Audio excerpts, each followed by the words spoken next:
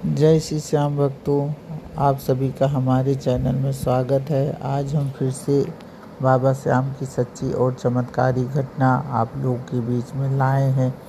आइए ध्यान से सुनते हैं। यह घटना है कनिका नाम की एक लड़की की, जो कि ग्रेटर नोएडा में मल्टीनेशनल कंपनी में जॉब करती है। उसके माता पिता मथुरा में रहते हैं। वह अपने माता पिता की इकलौती संतान है। वह अपने ऑफिस के बगल में एक फ्लैट में अकेली रहती है। कनिका के माता पिता श्याम बाबा के बहुत बड़े भक्त हैं। उसके माता पिता बाबा से दिन रात यही प्रार्थना करते कि बाबा मेरी बेटी का रक्षा करना, उसको हमेशा खुश रखना, क्योंकि कनिका ग्रेटर नोएडा में अकेली रहती थी। इसलिए उसके माता पिता को कनिका के बारे में ज़्यादा टेंशन और चिंता हमेशा लगी रहती थी। कनिका के माता पिता को जब भी समय मिलता वह खाटू श्याम बाबा के दरबार, बाबा के दर्शन के लिए जाया करते थे। एक दिन कनिका के माता पिता गंगा स्नान के लिए हरिद्वार जाने का निश्चय किया। कनिका के माता पिता ने कनिका को भी साथ ले जाने का निर्णय लिया, पर कनिका के ऑफिस में ज़्यादा काम होने के कारण कनिका को ऑफिस से छुट्टी नहीं मिल पाई। कनिका अपने माता पिता से बोली, हमें छुट्टी नहीं मिल रही है, आप दोनों गंगा स्नान करने के लिए चले जाइए। कनिका के माता पिता हरिद्वार गंगा स्नान के लिए चले गए। कनिका अपने माता पिता के पास बीच में फ़ोन किया करती, अपने माता पिता का हाल चाल लिया करती। कनिका के माता पिता का गंगा स्नान अच्छे से हो गया। फिर कनिका के माता पिता घर वापस आने के लिए बस पकड़ ली। घर वापस आते समय रास्ते में उसी बस का एक्सीडेंट हो गया। दूसरे दिन कनिका के माता पिता घर नहीं पहुँचे और ना ही कनिका के पास फ़ोन किया। तब कनिका ने अपने माता पिता के पास फ़ोन किया तो उनके माता पिता का फ़ोन स्विच ऑफ आ रहा था। फिर कनिका ने अपने पापा के दोस्त के पास घर के बगल में फ़ोन किया। तब पता चला कि उनके माता पिता अभी घर नहीं पहुँचे। यह सुनकर कनिका को बहुत टेंशन होने लगी। फिर कनिका मथुरा वापस आ गई। फिर कनिका अपने पापा के दोस्त के साथ पुलिस स्टेशन गई। वहां जाकर पता किया तो पता चला कि हरिद्वार से आने वाली एक बस का रुड़की में एक्सीडेंट हो गया है। फिर कनिका रुड़की पहुंची, जहां उस बस का एक्सीडेंट हुआ था।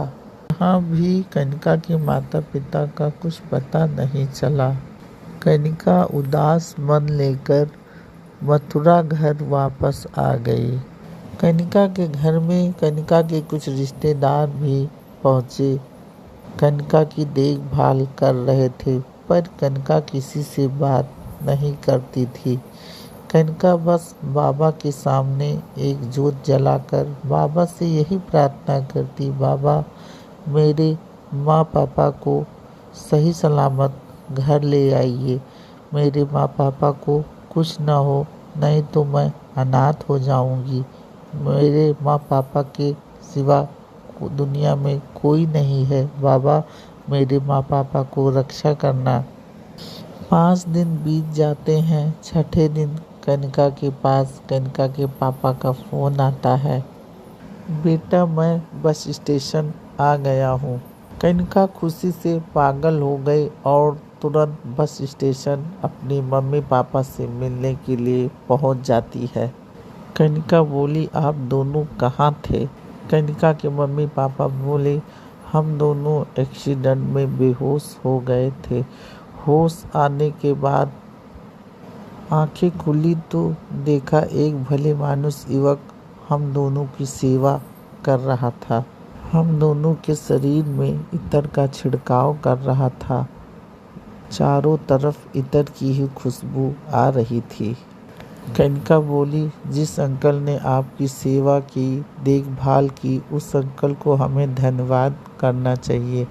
हमें उस अंकल के पास ले चलिए जहां आप इतने दिनों से थे। कनिका के माता पिता कनिका को उस जगह पर लेके गए उस व्यक्ति से मिलवाने। इसी मकान में वह आदमी तीसरे मंजिल के ऊपर रहता है। तभी वहाँ एक गार्ड आया और उनके माता पिता को ऊपर जाने से मना करता है और कहता है कि यहाँ तो कोई नहीं रहता है, ये मकान 5-6 सालों से बंद पड़ा है। लेकिन कनिका नहीं मानती है और वो तीसरे मंजिल के ऊपर चली जाती है। पर कनिका को वहाँ कोई नजर नहीं आता है। नजर आया तो सिर्फ बाबा का मंदिर जो वहाँ बना हुआ था। चारों तरफ इत्र की खुशबू ही खुशबू आ रही थी। फिर कनिका समझ गई कि ये कोई और नहीं, खुद मेरे खाटू वाले श्याम, मेरे बाबा कलयुग के अवतार ही मेरे माँ बाप की सेवा कर रहे थे और उन्हें सुरक्षित घर पहुँचाए। बोल हारे के सहारे की जय। भक्तों, जो बाबा को सच्चे दिल से पुकारता है उसकी मदद बाबा ज़रूर करने आते हैं। कहानी अच्छी लगे तो वीडियो को लाइक करें, सब्सक्राइब करें, कमेंट में जय श्री श्याम ज़रूर लिखें।